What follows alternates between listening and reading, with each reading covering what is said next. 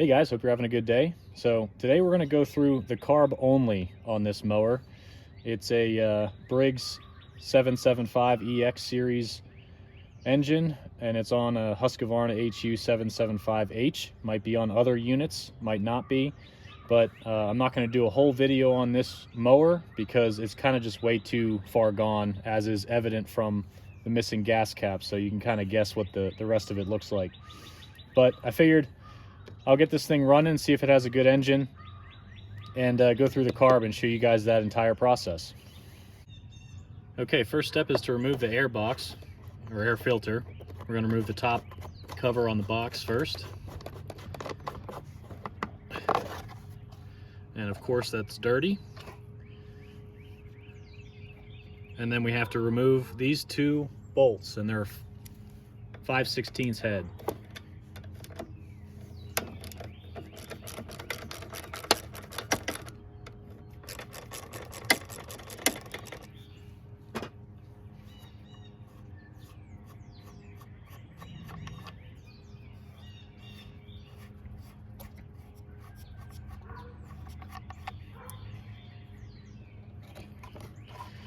So you want to separate the crankcase breather. It's right there, and this thing is massively dirty. Can't wait to see what's inside. So this is the carb, this is your gasket. Gasket's pretty torn up, but we need to get these other screws off here in the back here. I think those are 5/16 as well. I'll have to get an extension. Okay, so here are the next set of bolts we got to take out. It's a 5/16 head on both sides.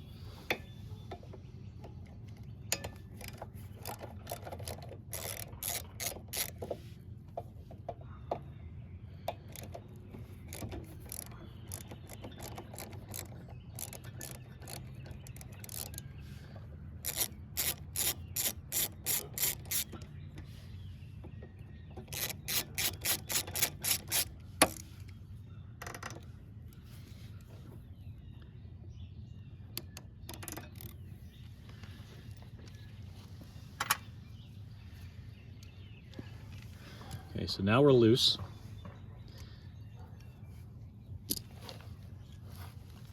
And we'll want to pinch off the fuel line.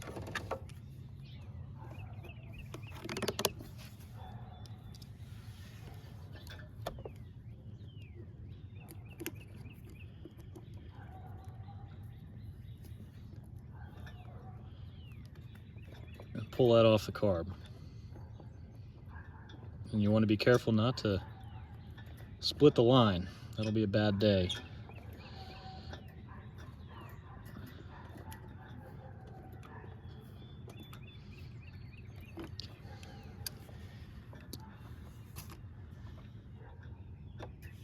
Okay, so we're going to unhook this governor spring.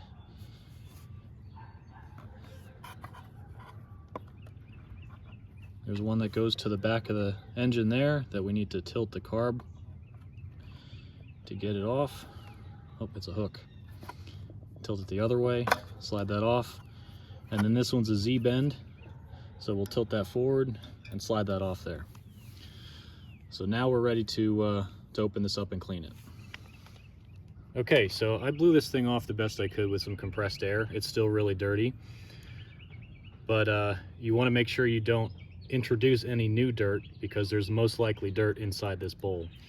So the bowl nut or bolt is a 1/2. I'm kind of afraid to see what's in here.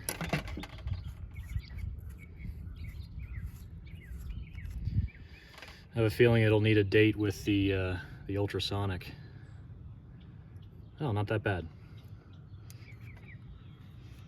So that little bubble in there, the little blue bubble, is actually water. So that's a majority of the reason why, at least in my area, I see these things not starting, is because there's water in your carburetor. And there's also dirt in there too.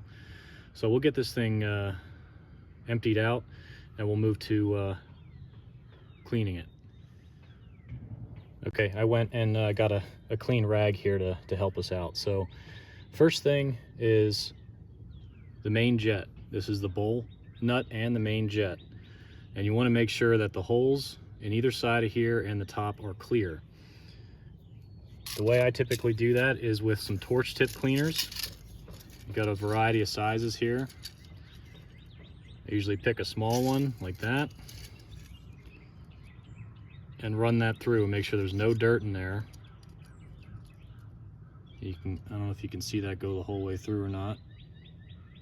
It'll be hard to see. Yeah, there you go. So you want to make sure those are clear. That's the main reason why your carb might not be pulling fuel up. The next one is the needle and seat and float. So to remove these, you pull this pin and pull the float and the needle off. And you want to inspect your needle, make sure there's nothing wrong with it. This one looks like it's in good shape. And there's no damage on the float. So we're good there. So from here, we're just gonna use some carb spray and spray out the jets. Here's where your needle goes. And here's your main jets. So we're gonna spray carb spray into those jets, into that needle, make sure it comes out. This is actually the inlet from the fuel tank. We're gonna make sure it comes out of there. We're gonna move to the intake side and spray out this port here. So that's either the bowl vent or the idle circuit, I'm not quite sure, but we're gonna make sure that's clear. And then we're gonna spray through the venturi area and make sure that is clear.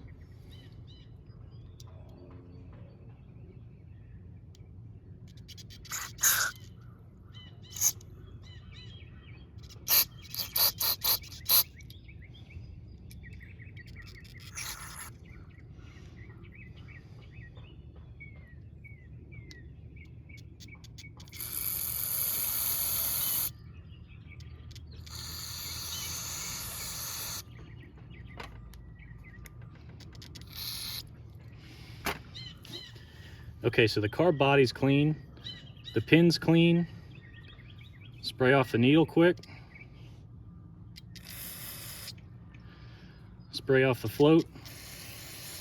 Make sure there's no dirt on it. And then we're gonna spray out the bowl. And we're probably gonna have to wipe that out with a paper towel.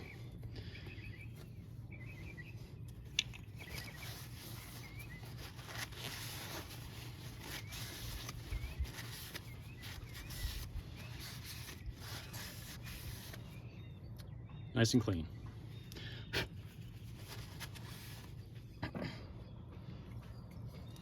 And don't forget to spray out your main jet.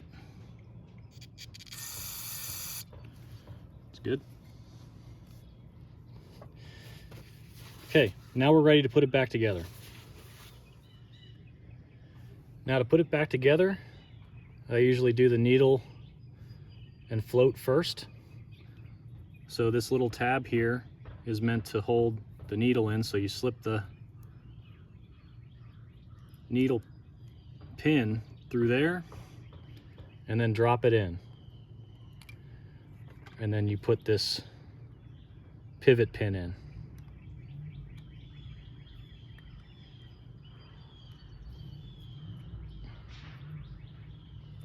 Here. Okay, good there. Now, make sure you got your gasket on your main jet.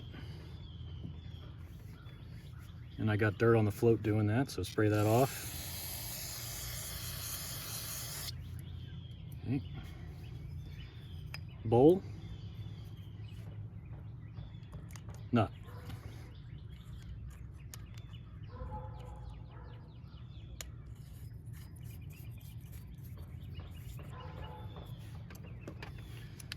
Make sure that's tightened down. Okay, ready for reassembly. Okay, two things to cover before we go to put this carb back on. First one is you're going to want to take your clamp off of your line if you have gas in your tank and trickle some gas into a container to see if it's contaminated either with dirt or water. So like we saw in that bowl, there was water in the bowl.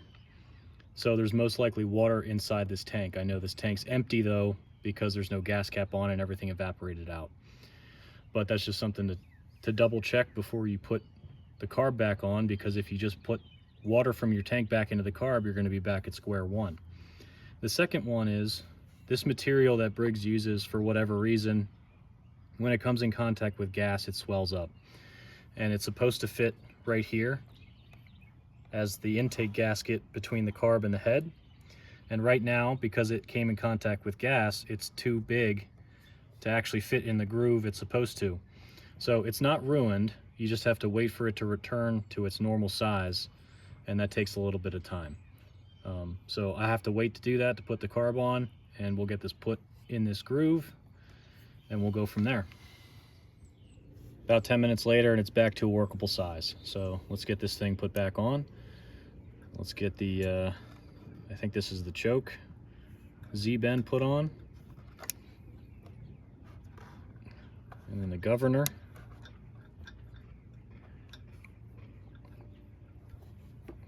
I'll have to get a bolt.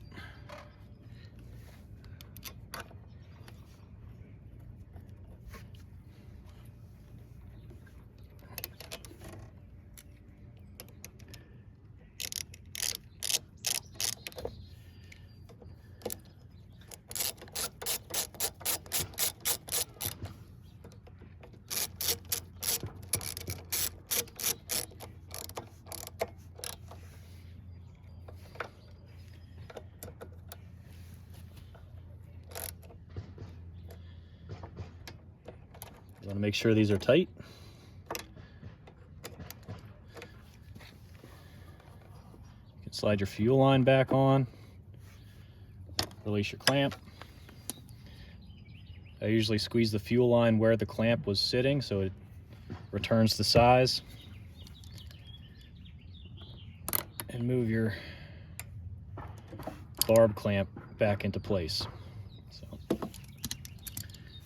Last thing is this spring.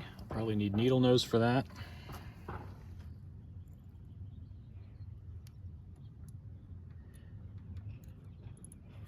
And that goes in that hole right there. Okay. Next is this air box, and you want to make sure that this crankcase breather hose fits on to this. So you can actually do that first. Make sure that's on there, and then line it up. You can reach from underneath too, and then put these 2 bolts in.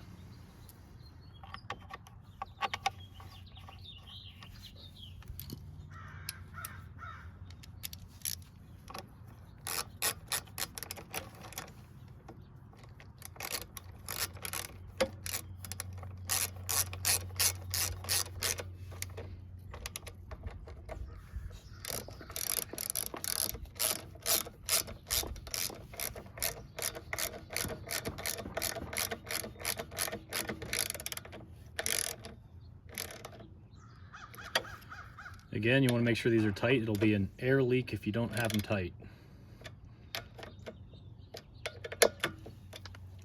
Then all we have to do is put the filter back on. I blow this out with compressed air. It wasn't terribly dirty, but probably should be replaced. But it'll do just fine for this video. Make sure that's seated all the way down, and then slide your cover on top.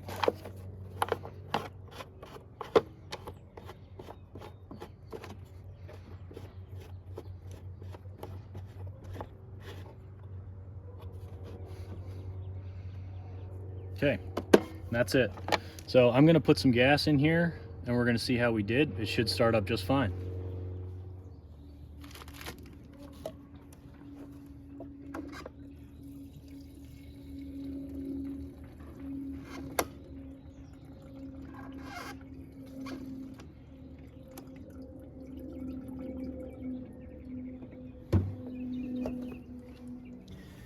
And you want to make sure your bowl nut isn't leaking. We're dry here, but it'll be wet if you can touch the bottom of it and it'll be seeping. It just means you didn't get the nut tight enough. So you can tighten that down, or the gasket's destroyed and you need to replace it. But we're all good here.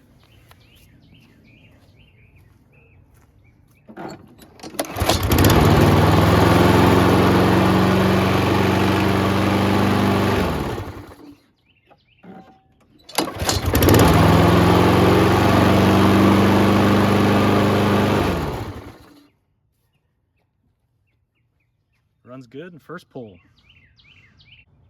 All right, guys, well, that's about as far as I'm going to go with this one. Hopefully that detailed and more explained carb cleaning helps somebody out this spring that might have this style Briggs engine. But I will catch you on the next one. Thanks for watching.